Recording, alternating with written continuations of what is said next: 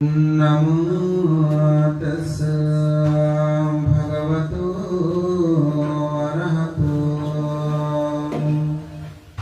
सम्मा सम्बुद्धस्सै दानं च धम्मचर्यं च यतकनं च संगहो अनावज्यानि कम्मानि तन्मङ्गलमुत्तमम्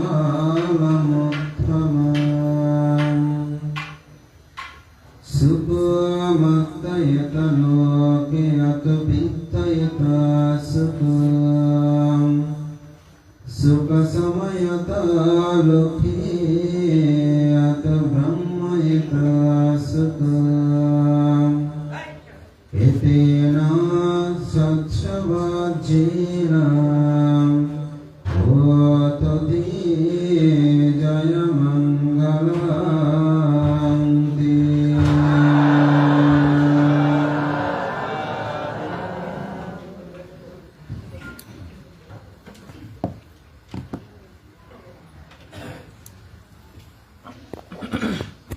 প্রয়াত শ্রদ্ধাবান উপাসক উপেন্দ্রলাল বড়ুয়ার ছোট সন্তান প্রয়াত বিবেকানন্দ বড়ুয়া প্রাক্তন প্রধান শিক্ষক, বৃহত্তম হরাপাড়া গ্রামের রামদাস বিহারের ধার্মিক উপাসক প্রয়াত শচীন্দ্রলাল বড়ুয়া ও তাদের নাতনি জিনিয়া বড়ুয়ার এবং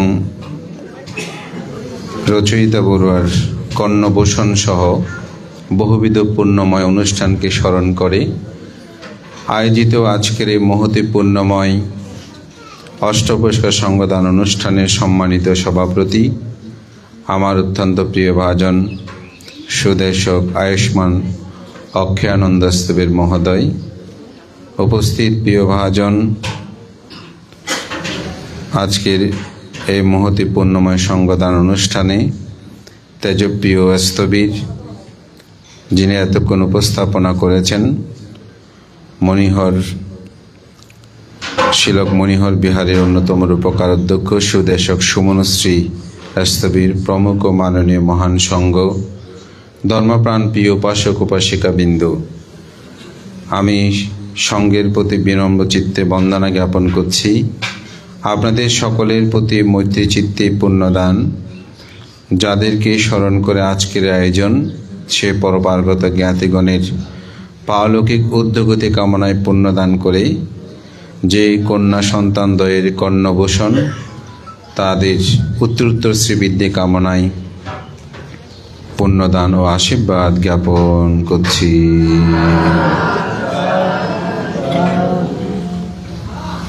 একটি রূপক গল্প দিয়ে আমার দেশনাটা শুরু করছি।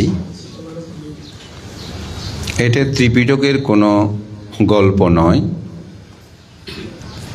এক ধর্ম অবতার, তিনি পৃথিবী অবলোকন করছেন স্বর্গের মধ্যে। তো ঘুরতে ঘুরতে বিভিন্ন দেশের বরাবরে একটা করে দরজা আছে।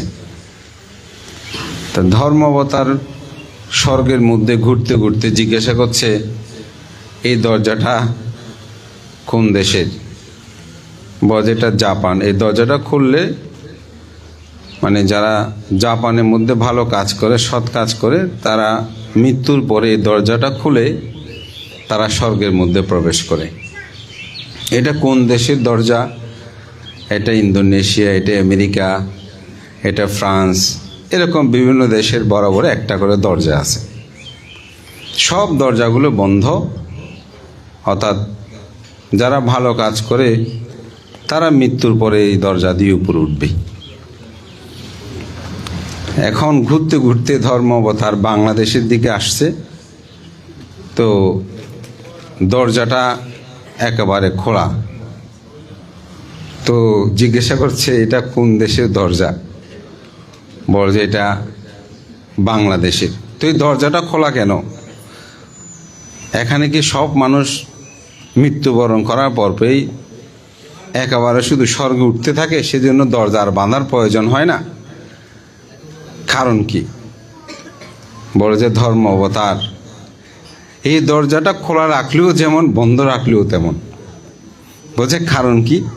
বলছে এখানে কেউ উঠতে চাইলে আরেকজন পিছন থেকে ধরে টেনে নামিয়ে ফেলে।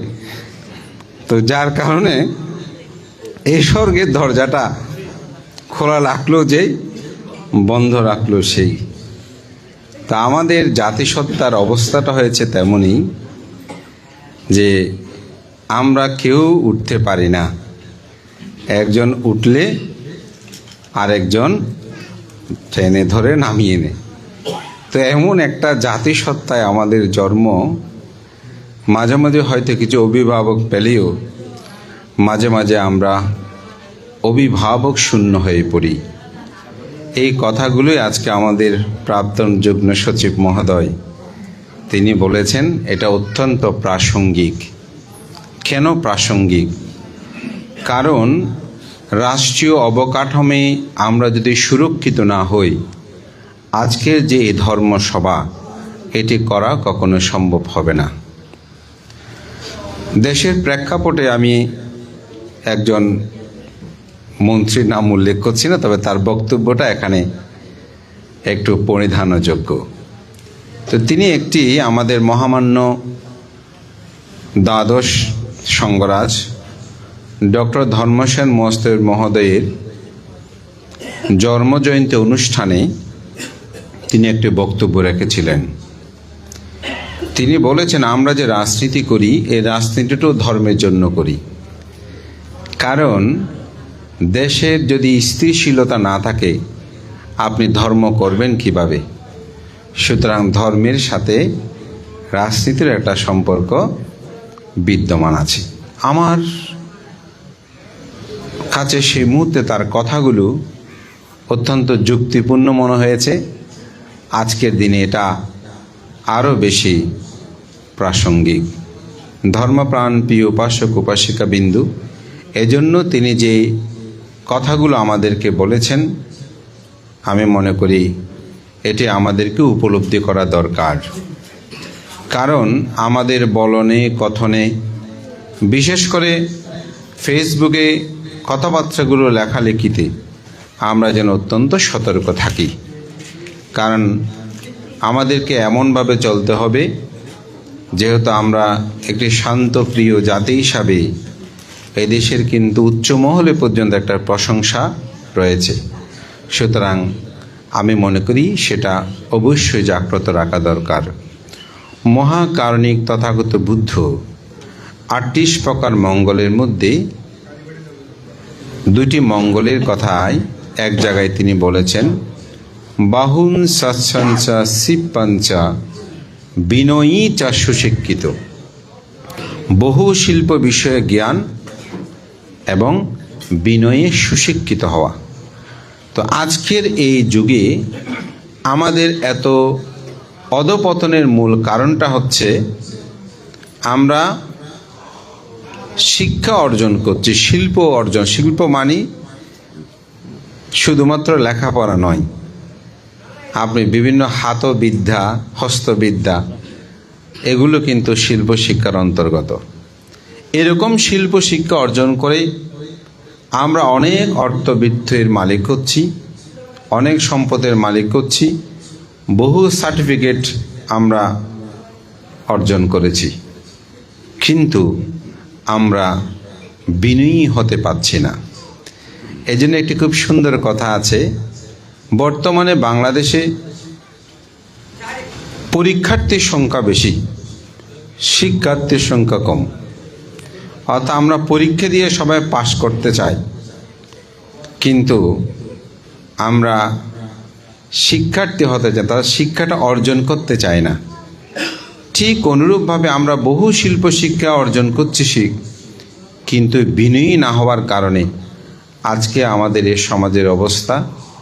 এটার জন্য মানসিক বিকাশটা খুব প্রয়োজন।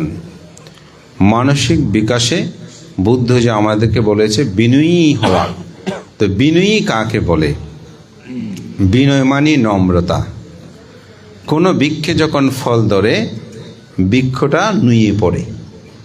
ঠিক মানুষ যখন অর্থে বৃত্তে শিক্ষা দীক্ষায় তিনি যেন উচ্চতর হয়, তখন তিনি বিনয়ী হওয়াটা তার জন্য অবশ্যই বাঞ্ছনীয়। যদি তিনি বিনয়ী না হয়, তাহলে আমাদের জীবনকে সুন্দর সুশৃঙ্খল করা কখনোই সম্ভব নয়। বিনয়ী হওয়ার জন্য আমি বলবো, প্রথম সেটা হচ্ছে শীলময় জীবন যাপন করা। একটি পরিবারের মধ্যে যদি শীল না থাকে, পঞ্চশীল যথাযথভাবে রক্ষিত না হয়, তাহলে আমি মনে করি সে পরিবার কখনো সুশৃঙ্খল জীবন যাপন করতে পারবে না। একটি পরিবারের মধ্যে সেটা প্রথম সত্য, সেটা পঞ্চশীলটা পালন করা।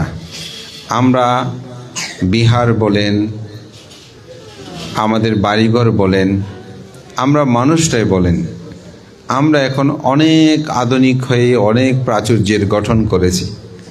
আজকে আমাদের যুগ্ম সচিববাবু এটা ঠিক বলেছেন, কিন্তু আসলে কি আমাদের মানসিক পরিবর্তন হয়েছে? আমরা একই ফ্ল্যাটে থাকি অনেকগুলো বড়ুয়া, কিন্তু অবাক করার বিষয়, অনেক সময় কেউ কাউকে চিনি না। যখন ফাঁঙে গেলাম, বলছি এই বিল্ডিংয়ের নিচে বুড়ো একটা আছে, চেনেন আপনি? বজ্রভান্তে এমনি শুনেছি, কিন্তু কথা হয়নি। তো আপনি এখানে আছেন কতদিন হয়? বজ্রভান্তে এই তো প্রায় 1.5 বছরের মতন হচ্ছে। 1.5 বছর অতিবাহিত হয়েছে, আমরা তার সাথে কথা বললাম না। তাহলে আমি কেমন মানুষ হলাম? আমরা কেউ আগু বাড়িয়ে কথা বলাটাকে মনে করি সম্মানহীন, কিন্তু আগু বাড়িয়ে কথা বলাটাকে মনে ব্যক্তিত্বহীন মনে করে। অথচ আগু বাড়িয়ে কথা বলাটা এটা সৌজন্যতা। আমার ছোটোবেলায় একটা কথা খুব মনে পড়ে। আমি তখন গৃহী জীবনে ইন্টারমিডিয়েট পড়ছি। আমি চট্টগ্রাম কলেজের প্রফেসর কোয়ার্টারে আমি আমার অগ্রজ ডক্টর অর্থদর্শী বড়ুয়ার সাথে আমি থাকতাম। তো আমরা একদিন একজন শিক্ষক, তিনি ট্রান্সফার হয়ে চট্টগ্রাম কলেজে এসেছেন, নতুন বাসায় তিনি উঠবেন। তো আমরা সবাই ওখানে বসে, শিক্ষকদের ছাত্র ভাই আমরা যারা আছি, তো আমরা বসে ওখানে কথা বলছি। তো উনি যে শিক্ষক এটা আমরা বুঝতে পারছি, আবার পাচ্ছিও না, কিন্তু আমাদের মতো করে আমরা গল্প করছি। উনি আমাদেরকে ডাকলেন, ডেকে জিজ্ঞাসা করলেন কে কে, কিংবা কার ছেলে কীরকম। আমরা পরিচয় দিলাম। বলে যে আমি যে তোমাদের এখানে আসলাম, আমি এই জিনিসপত্রগুলো যে একা একা তুলছি, তোমাদের উচিত না আমার জিনিসগুলো, তোমাদের উচিত এগুলো তুলে দেওয়া, আমাদের সাথে সহযোগিতা করা। উনি তো তখন বুঝতে পারবেন উনি শিক্ষক, এমনভাবে বলছেন, আমরা পাল্টা কথা বলার কোনো সুযোগ পেলাম না। বলছে এটা শিখে নিও, কেউ যদি আসে এখানে, কোনো শিক্ষক আসলে ওনাকে জিজ্ঞাসা করবে আমি কোনো সহযোগিতা করতে পারি কিনা, জিনিসপত্রগুলো উপরে তুলতে হয়, আসো আমার সাথে, এই জিনিসপত্র বইপত্রগুলো ধরো, এগুলো তোলো। আমরা যেহেতু ওখানে সব শিক্ষকের সন্তান বা আমরা ভাই, স্বাভাবিক ছেলেগুলো তো ভদ্রই বলা যায়, সবাই আমরা তুললাম। তোলার পরে দেখি 2-1 দিন পরে তিনি এসে আমাদেরকে চায়ের নিমন্ত্রণ দিলেন। বললেন যে আমার বাসাটা সব ঠিক হয়েছে, তোমাদেরকে একটু চা খাওয়াতে চাই, তোমরা খেলা শেষ করেও ওই দিন সন্ধ্যায় আমার বাসায় আসবে। আমরা গেলাম, দেখি অনেকগুলো খাবারের ব্যবস্থা করলো। তখন তো আমরা খাওয়া পিয়েও ছিলাম স্বাভাবিক, সে বয়সে আমরা খুব মজা করে খেলাম। এই শিক্ষাটা আমার খুব মনে পড়ে যে আমাদের উচিত একজন প্রতিবেশীর সাথে আমাদের কীরকম আচরণ করা। বুদ্ধ কি আমাদেরকে এই শিক্ষাগুলো দিয়েছেন? হ্যাঁ, আমাদেরকে বুদ্ধ এই শিক্ষাগুলো দিয়েছেন। এমনই হয়েছে যে যখন বুদ্ধ ধর্ম দেশনা করছেন, একজন এসে, সে খুব ক্ষুধার্ত। বুদ্ধ দেখলেন যদি তার ক্ষুধা নিবারিত না হয়, তাহলে সে বুদ্ধের ধর্মকথা শুনতে পারবে না, উপলব্ধি করতে পারবে না। তো বুদ্ধ আনন্দকে ডেকে বলে, আনন্দ, ওকে একটু খাবার দাও। তো বুদ্ধের বিনয়ে আছে, দায়কের প্রদত্ত কোনো শ্রদ্ধাদান গৃহীকে প্রদান করতে পারবে না। অর্থাৎ আপনারা যেটা আমাদেরকে এখন দেবেন, এটাকে আমরা যদি এখানে কাউকে ডেকে দিয়ে দিই, আপনি মনে কষ্ট পাবেন না? বলে ভান্তের যেদিন এত কষ্ট করে রান্না করলাম, এখন এটা ভান্তারা গ্রহণ না করে অন্যকে দিয়ে দিয়েছে, স্বাভাবিক। তো ঠিক অনুরূপভাবে এই ঘটনাটা ঘটল, বুদ্ধই নিষেধ করলেন, আবার বুদ্ধই তাকে আহার দিতে বললেন। এটা কেমন কথা? মহাকারণিক তথাগত বুদ্ধ এইরূপ সমালোচনা বিষয়টা অবগত হয়ে তিনি ভিক্ষু সঙ্গ সহ তাদেরকে বললেন যে, হে ভিক্ষুগণ, আমি কেন তাকে আহার দিতে বলেছি জানো? জিজ্ঞাসা পারামা রোগা, ক্ষুধা হচ্ছে কঠিনতম রোগ। সুতরাং ক্ষুধা যদি তার নিবারিত না হয়, তাহলে কিন্তু সে কোনো সময় আমার এই ধর্মকথা সহজে উপলব্ধি করতে পারবে না। যার কারণে আমি তার ক্ষুধা নিবারিত করার জন্য আহার প্রদান করেছি, এবং আমার ধর্ম দেশনা যখন শেষ হয়, তখন তার মধ্যে ধর্মচক্ষু জ্ঞান উৎপন্ন হয়। আমি এই কথাটা বলার একটা কারণ, অর্থাৎ প্রতিবেশীর প্রতি দৃষ্টি দেওয়াটা আমাদের সবার উচিত। এই কারণে বুদ্ধের ধর্ম দর্শন এটি কিন্তু লৌকিক লোকোত্তর দুটি ভেদেই বিদ্যমান আছে। লৌকীয় জীবনে আপনি কিভাবে চলবেন তার দিক নির্দেশনা কিন্তু এখানে রয়েছে। এই জন্য বলা হচ্ছে দান দেওয়া, ধর্ম আচরণ করা, জ্ঞাতিগণের হিত সাধন করা। আমি যে গাথাটা ভাষণ দিয়েছি প্রথমেই, দানাঞ্চা ধাম্মা চারিয়াঞ্চা ইয়াতা কানাঞ্চা সাঙ্গাহ, অর্থাৎ দান দেওয়া, ধর্ম আচরণ করা এবং জ্ঞাতিগণের হিত সাধন করা। আজকে আমি মনে করি আমাদের বিজয়বাবু এবং তার সহধর্মিনী, তাদের পরিবার এই সুন্দর আয়োজন করেছেন দান ও কর্ম সম্পাদন করতে। কাদেরকে দান করতে? শুধু কি ভিক্ষু সঙ্গদেরকে না, জ্ঞাতি স্বজনকেও তিনি কি করেছেন? আহ্বান করেছেন এই দান ও কর্ম সম্পাদন করার জন্য। সাথে সাথে জ্ঞাতি স্বজনের আজকে এখানে সমাবেশ হয়েছে।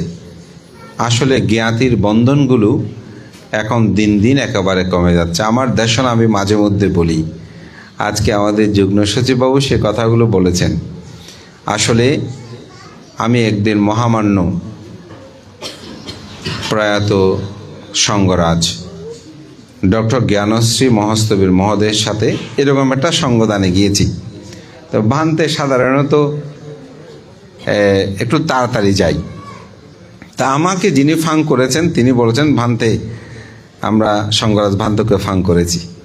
তা আমি সেটা উপলব্ধি করেই খুব তাড়াতাড়ি গিয়েছি, কারণ ভান্তে তাড়াতাড়ি যায়, তাড়াতাড়ি শেষ করেন। তা আমরা যখন গিয়ে পৌঁছলাম, আমি আর আমার শিষ্য ভান্তে, আর ভান্তে শিষ্য ছাড়া আর কোনো ভান্তে তখনও ওই সভামঞ্চে আসেন নাই। তো ভান্তের কেন জানি মনে হলো আমাকে বলছে, বড়ুয়া সমাজের যে অবস্থা, লোকজিৎ তুমি বলো তো এই বড়ুয়া সমাজটা কিভাবে রক্ষা আছে, কিভাবে এখনো টিকে আছে? আমি এত বড় মহাপুরুষ আমাকে প্রশ্ন করেছে, আমি কি উত্তর দেব এটা আমি আসলে নিজেই ভেবে পাচ্ছি না। তো অনেকক্ষণ চুপ করে আছি, তারপর বলছে, ভান্তে আপনি মহাপুরুষ, আমি কি উত্তর দেব? আপনি বলেন ভান্তে, আমি শুনব। তো ভান্তে আমাকে বললেন, পুণ্য পুণ্য পুণ্য, এই সমাজটাকে এখনো রক্ষা করছে পুণ্য। এই যে সঙ্গদান হচ্ছে, এই সঙ্গদানগুলো এই সমাজকে এখনো রক্ষা করে চলেছে। আজকে আমাদের যুগ্ম সচিব যখন বলছেন, আমার এই কথাটা মনে পড়ল। আসলে এই সঙ্গদান শুধু এটা দান নয়, এটা জ্ঞাতির একটা সম্মেলন হচ্ছে। এটাও যদি না থাকে, আমরা একত্রিত হওয়ার আর কোনো প্ল্যাটফর্ম আমি দেখছি না। ভান্তে কেন? আগে বিয়ে হতো 15 দিন উৎসব, 1 মাস উৎসব, 1 সপ্তাহ উৎসব, 3 দিন উৎসব, তারপর এখন হয়ে গেছে 3 ঘন্টা। আগে অন্তপক্ষে সারা রাত হলেও থাকতো ক্লাব যখন আসছে, এখন সেটাও আর নাই। এক উপাসককে জিজ্ঞাসা করলাম, প্রতিদিন বন্দনা করতে আসেন, কুশল বিনিময় হয়। তাই বললাম, উপাসক গতকাল তো বিয়েতে গেলেন, আসেন নাই? বজ্রবান্তে, হ্যাঁ, তো অমুকের বউ আনছে, মেয়ে কেমন কি শিক্ষিত, অনেক বর্ণনা দিল, তো মেয়ে দেখেছেন? বজ্রবান্তে আমি 9:30টার দিকে গেলাম, গিয়ে দেখি তখনও মেয়ে আসে নাই। তারপর একটু কুশল বিনিময় করে খেয়ে দিয়ে আমি 10:30টার মধ্যে চলে আসছি, উপশিকা সহ, আপনার উপশিকা সহ সবাইকে নিয়ে। তাই বললাম, তো আপনি 10:30টায় গেলেন, 9:30টায় আসলেন, 10:30টায় কীভাবে আপনি বর করে দেখবেন? তা আরও কিছুক্ষণ বলতে বানতে সময় পাই না, কালো মুখ আছে, সমুখ আছে। তো আমি বসে বসে ভাবছি, এখন বিবাহ সাদীর মধ্যেও আপনাদের জ্ঞাতের বন্ধনগুলো রচনা হওয়ার সুযোগ নাই। তো অন্তপক্ষে সঙ্গদানগুলো হলেও সঙ্গদানের মধ্যে 2টা 1টা পর্যন্ত একসাথে কথাবার্তা বলে, খাওয়া দাওয়া করে, ধর্মচর্চার পর একটা জ্ঞাতি বন্ধন হয়। তো আমাদের পুণ্যবান পুণ্যপুরুষগুলো আমি মনে করি এটা সূচনা করেছিলেন। তো জগতে এই জন্য জ্ঞাতির বন্ধনগুলো খুব প্রয়োজন। মহাকার্ণিক তথাগত বুদ্ধ এই জন্যই রত্নসূত্রের মধ্যে 3টি চর্যার কথা বলেছেন, বুদ্ধাত্মাচারিয়াং, লোকাত্মাচারিয়াং, ইয়াথাত্মাচারিয়াং, অর্থাৎ বুদ্ধচর্যা, লোকচর্যা এবং জ্ঞাতিচর্যা। বুদ্ধ জন্মান্তরে এই জ্ঞাতিগণকে রক্ষা করার জন্য তিনি কাজ করেছেন। তো ধর্মপ্রাণ প্রিয় উপাসক উপাসিকা বিন্দু, এই জন্যই আমাদের জীবন দর্শনে জ্ঞাতিচর্যাটা দরকার। যে কথাটা আমি বলতে চাই সেটা হচ্ছে, আমাদের মনের কেন পরিবর্তন হচ্ছে না? মনের পরিবর্তন না হওয়ার কারণটা হচ্ছে, আমাদের বড়ুয়া সমাজ এখন দান করে না, সেটা বড়, আগে থেকে তুলনামূলক অনেক বেশি দান করে। কিন্তু দানের দ্বারাই চিত্তের যে বিশুদ্ধকরণের জন্য প্রচেষ্টা, সেটি আমাদের মধ্যে নাই। আমি কোনোভাবে প্রশ্ন করে আপনাদেরকে বিব্রত করতে চেয়েই বলছি না। আমাদের এখানে যে বসে আছেন, কয়টা মানুষ ডেলি 1 ঘন্টা ধ্যান করে? তো আপনি চিত্তটাকে তো বিশুদ্ধ করার জন্য এটাকে চাষ করতে হবে। শরীরকে সৌন্দর্য করার জন্য যেমন আমরা এটার পরিচর্যা করি, মনটাকেও পরিচর্যার মাধ্যমে কিন্তু এটাকে ঠিক করতে হয়। আমার মধ্যে লোভ উৎপন্ন হচ্ছে, এটাকে আমি জানছি আমার মধ্যে লোভ উৎপন্ন হচ্ছে। আমার মধ্যে দেশ উৎপন্ন হয়েছে, আমি কি জানছি আমার দেশ উৎপন্ন হয়েছে?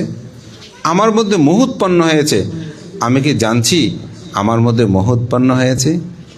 সাদে পাঠান সূত্র তো শুনে, মহাজ্ঞাতা চিত্তাং, এটা বলে না, এই মোহগত চিত্ত যে আমার মধ্যে উৎপন্ন হয়েছে, সেটা আমি জানছি। যদি আমি জানি, দেখবেন সাথে সাথে আপনি সেটা ত্যাগ করবেন। যেমন আমি একটা রুমের মধ্যে প্রবেশ করছি, হঠাৎ দেখলাম যে সেখানে 2টা সাপ আছে। আপনি কি করবেন? দরজায় প্রবেশ করবেন, ভিতর দিয়ে দরজাটা বন্ধ করে আপনি নিরাপদে যাবেন। ঠিক আমার চিত্ত জগতের মধ্যে যখন লোভ উৎপন্ন হয়েছে, আপনি জানবেন এই লোভ আমাকে দুঃখ প্রদান করবে। তখন কি করবেন? তখন সাথে সাথে এই লোভটা নিবারিত হয়। এটা নিবারণ করার জন্য লোভ বলে এটাকে জানতে হবে। এই জানাটাই হচ্ছে বিদর্শন, এই জানাটাই হচ্ছে জ্ঞান। আমরা শুধু চোখ বন্ধ করে 10 দিন ধ্যান করলে এটাকে ভাবনা বলি, এটাকে বিদর্শন বলি। কিন্তু আপনার জীবন চলার পথে প্রতিটি ক্ষেত্রে আপনি এই ধ্যানগুলোকে, বিদর্শনগুলোকে প্রয়োগ করতে পারেন। আপনি একজনকে মন্দ কথা বলছেন, সে মন্দ কথাটা আমি বলেছি, এটা নিয়ে কি আপনি চিন্তা করেন? আমি একটা উদাহরণ দিই। প্রায় সময় একজন রাস্তায় আপনি দাঁড়িয়েছেন, একজন রিক্সা চালককে বলছেন, হে রিক্সাওয়ালা যাবে? সে বলতে, স্যার যাব না। অথচ আমি একজন শিক্ষিত, উচ্চশিক্ষিত, সম্পদশালী, আমি অর্থশালী, আমি সার্টিফিকেটধারী অনেক বড় শিক্ষিত মানুষ, আমি বলছি হে রিক্সাওয়ালা যাবে, আরও তুই তাই করে বলে, আর তিনি বলতে স্যার যাবো বা যাব না। তাহলে কে উন্নত হলো? আমি উন্নত হলাম নাকি রিক্সা চালক উন্নত হয়েছে? এটাই হচ্ছে আমাদের চিত্ত। যদি আমি প্রশ্ন করি না, আমি তার সাথে খারাপ ব্যবহার করব কেন? আমাদের জীবন চলার পথে সেটা, সেই শিক্ষাগুলো আপনাকে অর্জন করতে হবে, সেগুলো আপনাকে জানতে হবে, আপনাকে সেটা উপলব্ধি করতে হবে। আপনি সেটা উপলব্ধি করেন না, ধর্মসভায় যাচ্ছেন, আপনি একজনের সাথে পাশে কথা বলছেন, আপনি কেন ধর্মসভায় আসলেন? আপনি কি বহু বড় জ্ঞানী মনে করেন? না, আপনাকে উপলব্ধি করতে হবে। আমি যেহেতু এই কাজে এসেছি, উনি কি বলে আমি একটু শুনি, আমার পছন্দ হয় না জেরি, তাহলে পছন্দ যদি না হয়, পছন্দের কোনো কথা থাকতে হতে পারে। এজন্য ধর্মসভায় গেলে কোনো যেটা আমি করব নিবিষ্টভাবে করব। এটা আমরা চাকমা সমাজের মধ্যে জিনিসটা দেখি, মারমা সমাজের মধ্যে ওনারা পাপ করলে পাপ অন্য কথা, কিন্তু যখন পুণ্যকর্ম করবে তখন সেটা সেভাবে তাদের মধ্যে জাগ্রত থাকে। আমাদের মধ্যেও সেই চিত্তটাকে আমরা উন্নত করার জন্য সেই প্রচেষ্টা আমাদের মধ্যে থাকতে হবে, আমাদের সেই মন মানসিকতাটা উৎপন্ন করতে হবে। তাই আমি মনে করি চিত্তকে উন্নত করার জন্য বুদ্ধ আমাদের কিছু দিক নির্দেশনা দিয়েছেন। সে দিক নির্দেশনা কি? কায়ে কায়ানুদর্শী, চিত্তে চিত্তানুদর্শী, ধর্মে ধর্মানুদর্শী, বেদনা বেদানুদর্শী। আমি দুটো শুধু বলবো, দুটার মধ্যেই চারটা বিষয় চলে আছে, সেগুলো দেখাবো না। আমরা রূপ নিয়ে অহংকার করি। এই রূপ, এই অহংকার, এটা আমার মান। করণীয় মাত্রা সূত্রের মধ্যে বুদ্ধ বলেছেন, কারণীয় মাত্রা কুশলেনা ইয়ান্তাং সন্তাং পদাং আবিসামেসা সাক্ষ্য উজুসা সৌদুসা সোবারু সৎসমুদু অনাতিমানি। নির্বাণ লাভিচ্ছুক ব্যক্তির করণীয় কর্তব্য, তিনি সক্ষম, সরল, অতি সরল, সুবদ্ধ, কোমল এবং অহংকার বা অভিমান শূন্য। অভিমান মানে এটার ব্যাখ্যা এখানে অহংকার বোঝানো হয়। আমি যখন কায়দর্শী হব, ও চোখ এটি অনিত্য, আমার স্পর্শ এটা অনিত্য, আমার শ্রবণ এটা অনিত্য, আমার রস অর্থাৎ জিহ্বার যে আচ্ছাদন এটা অনিত্য। অনিত্য মানে যাহা স্থায়ী নয়।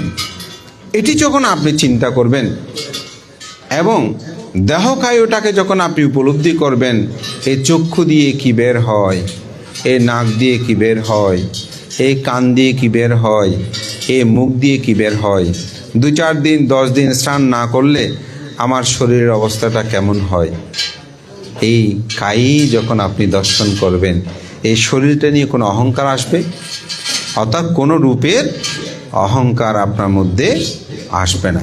এই তখনই তিনি এটা নিয়ে অহংকার, শক্তির অহংকার, এটা দীর্ঘদিন থাকে না, ক্ষমতা আপনার বেশি দিন থাকে না, গায়ের জোর বেশি দিন থাকে না, এটি চলে যায়। এটি আপনার মধ্যে চিরকাল বিদ্যমান। এটা যখন থাকবে তখন আপনার আত্ম অহংকার বোধ জাগ্রত হবে।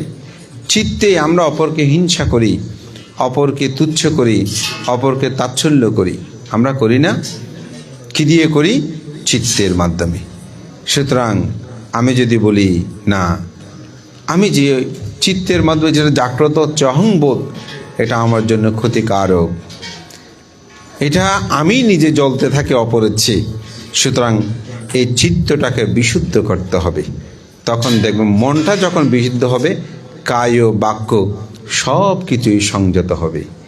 তো বুদ্ধির শিক্ষা, এ দানীয় কর্ম, এটা হচ্ছে প্রাথমিক একটি স্টেজ। এটা আমাদের সমাজে এখন জাগরণ ঘটেছে। দ্বিতীয় যেটা, শীলময় জীবনযাপন। এটা আমি মনে করি প্রাণী হত্যা ক্ষেত্রে আমাদের বুদ্ধগণ অনেক অগ্রসর হয়েছে।